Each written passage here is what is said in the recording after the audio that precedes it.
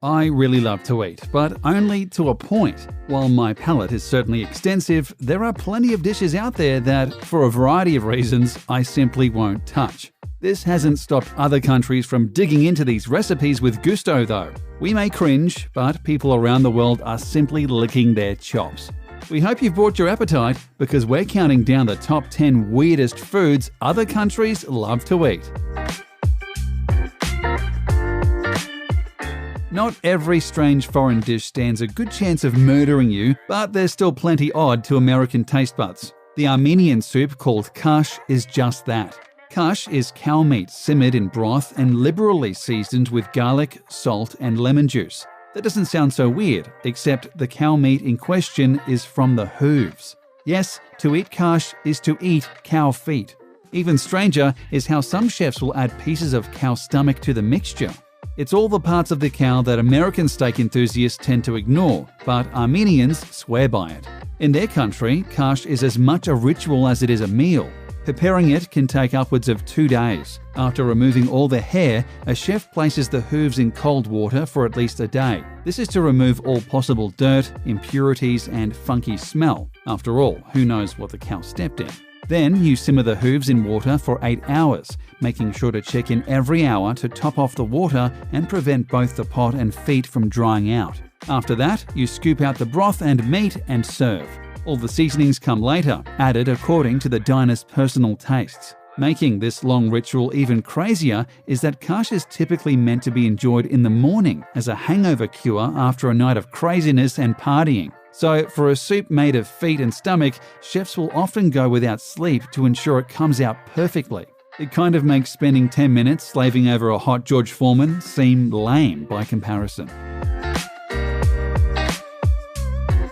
Ever put food in the fridge and forgotten about it only to find it months later when cleaning out the fridge? You wouldn't eat that, right? If it was halkudok, you would. Typically found in Greenland, halkudok isn't just any shark meat. Preparers usually use meat from the Greenland shark, which is highly poisonous due to all the uric acid and trimethylamine oxide. The only way to detoxify the meat is to ferment it, and this process takes months. First, you bury the meat in a shallow hole and cover it with gravel and large stones. This helps to remove toxic fluids from the meat, but doing so takes anywhere from 6 to 12 weeks. After that, you cut the meat up into strips and hang it out to dry. It's another several months before the meat is dry enough to serve. Once it is, you remove the now browned skin, cut the meat into cubes, and eat. If you've never eaten halkudok before, know what you're getting into. Fermented shark meat still contains a tremendously high level of ammonia, so the second you sniff it, you will likely gag, cough, and possibly dry heave. Those who get past the stench, however, insist the taste is far milder and is actually quite pleasant. So hold your nose and give it a go. The very name should be enough to put anybody off this food. Stink bugs are exactly what they sound like, insects that give off a terrible scent. Much like skunks, stink bugs emit their smell when defending themselves, and even if you like eating bugs, this might very well turn you off to the idea of eating these particular ones. Even so, they're a popular snack around Africa and countries like Taiwan. They're apparently quite spicy, and people love to eat them both alone and mixed in with other foods. But worry not, for the spice doesn't come from the stink glands. When preparing the bugs for consumption, cooks do remove the glands. Not eating the stink might make eating stink bugs more palpable, except for one other issue. You may be eating these bugs alive.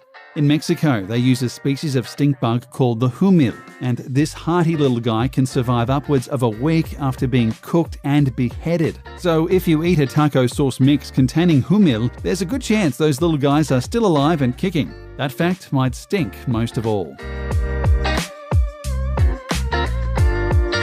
Chances are you've eaten clams. Perhaps you've eaten them raw, but have you ever eaten them so raw they're still bleeding? Probably not, and for good reason. Blood clams, usually found around the Indian Ocean, are a particular kind of clam called Tegilaka granosa, most notable for producing tons of hemoglobin. This is the chemical that gives blood its lovely red colour, and blood clams being loaded with them means when you open one, that stuff will spill everywhere. While you could theoretically boil most of this liquid away, doing so means you're not enjoying blood clams the way they're meant to. To fans of the dish, the rawness and bloodiness is part of the appeal, so most chefs will boil them for 20 seconds maximum. This keeps all the hemoglobin and rawness of the meat perfectly intact.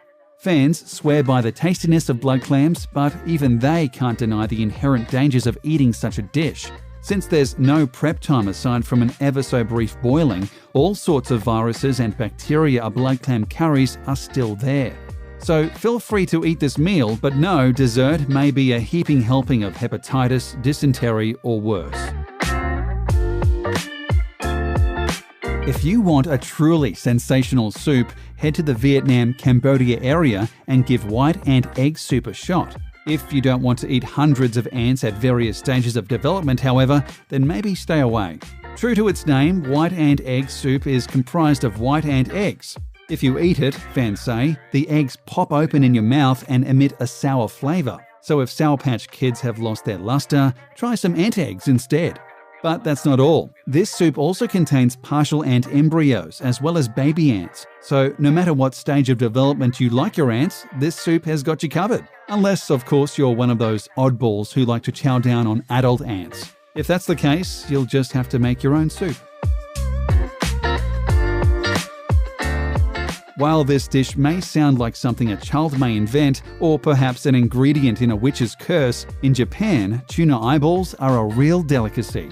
A tuna's eyeballs are roughly the size of a tennis ball, so there's plenty to consume. When cooked, the outer part of the eye, called the sclera, becomes extra chewy and not particularly edible. However, the inside becomes quite soft and easy to drink if that's your thing. Despite many chefs sautéing the eyeballs with flavors like soy sauce and ginger, many people report the taste as kind of bland. It sounds like the rest of tuna is far more flavorful. If you still wish to try some eyes next time you're in Japan, make absolutely sure they're cooked. Some may say you can eat the eyes raw, but doing so risks contracting all sorts of bacteria. As other foods on this list have already proven, bacteria isn't a fun part of any dining experience, so please cook your eyes before consuming them. In addition, should you try tuna eyeballs, be sure to ask for its accompanying shot called tuna's tears. It's a mixture of strong spirit soju and raw tuna fish lens, and it's likely to bring a tear to your eye as well. There's a chance you've eaten uni at your favorite sushi restaurant, or at least seen it on the menu. But do you know what it is? If you answer, it's a sea urchin, you're only partially correct. Uni is a sea urchin, yes, but there's only one part of the urchin that's even remotely edible. It's gonads. So if you order uni, understand you're about to eat an urchin's raw testicles. Each urchin contains 5 gonads, but only a small amount of urchins sport the edible kind. So when you manage to eat uni, understand you're about to consume a rare delicacy. You'll just have to get past the psychological aspect of exactly what you're eating. It's actually an incredibly versatile food, and you can find it served as sushi, sashimi, atop of bed of pasta or rice, or steamed in an eggy broth called chawanmushi. Or if you're particularly adventurous, you can simply crack open a uni like a walnut, scoop out the innards, and eat away. That is, if you're okay with eating a living creature's reproductive organs while it slowly dies in front of you. Millions upon millions of people enjoy sushi and sashimi, but most would turn and run at the extreme version of that, a Japanese dish called odoridon, where you essentially eat an octopus alive. To prepare odoridon, a chef will take an octopus or squid and chop its head off. Then they'll immediately place the raw corpse upon a bed of noodles, rice, and salmon eggs. That's it. Then they bring the freshly dead octopus to your table and it's time to eat. As you might have guessed, a headless octopus isn't actually alive, but it might as well be, given how active its nervous system is. Pour soy sauce over the body and it will start to wriggle and shake. That's because the sodium in soy sauce activates the tentacle's neurons, which have not yet shut down, to come alive. These neurons stimulate nearby muscles and cause them to contract, which makes it seem like your food is dancing around. So why on earth would anybody want to eat such a thing, you ask? To many, the sensation of eating something that's squirming inside your mouth is worth the night out, despite how, if you're not careful, it could be your very last night ever. That's because the still wiggling and contracting tentacles might just latch itself onto your throat as you attempt to swallow them. Quick reminder, the suction cups on these tentacles are incredibly strong. If it does this, you're likely to choke to death. Best to stick to calamari, in our opinion. Eating roast duck is normal. Eating duck eggs is also normal. But balut, which is an egg with a duck embryo inside, is just plain bizarre. This off-putting Filipino dish is prepared by taking a duck egg and fertilizing it for several weeks. After about 3 weeks, the egg sports a well-formed fetus, complete with feathers, wings, and a beak. They then hard-boil the egg and serve it to the hungry party, who eats the entire embryo straight from the shell. While you may be cringing at the idea, rest assured that balut is not a dangerous food unless you choke on the beak or something. You're essentially eating a combination of duck and duck egg after all, and gaining all the calcium and protein from both. What's more, according to local Filipino belief, balut is a great libido-boosting aphrodisiac. That's something to consider for your next dinner date. If you want to try balut, you don't have to worry about shelling out tons of money at a fancy restaurant. This is no rare delicacy, but rather a normalized snack you can buy almost anywhere in the country. Expect to pay about $12 for a dozen balut or $1 each. That's cheaper than a McChicken and healthier to boot.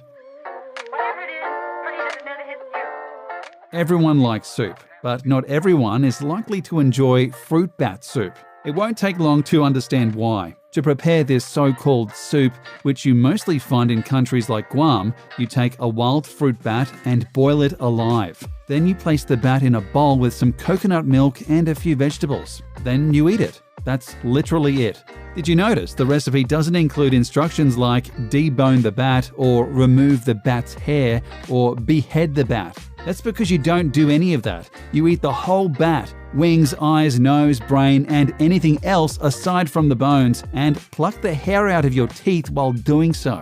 Never mind that, when prepared this way, fruit bat soup sounds unbelievably bland. It's also unbelievably dangerous. Much like Odoridon, the fruit bat ends up on your plate immediately after dying. Unlike Odoridon, however, this was a wild bat that was only superficially cleaned prior to boiling. As such, it's still loaded with all the bacteria and parasites you may expect from a wild bat.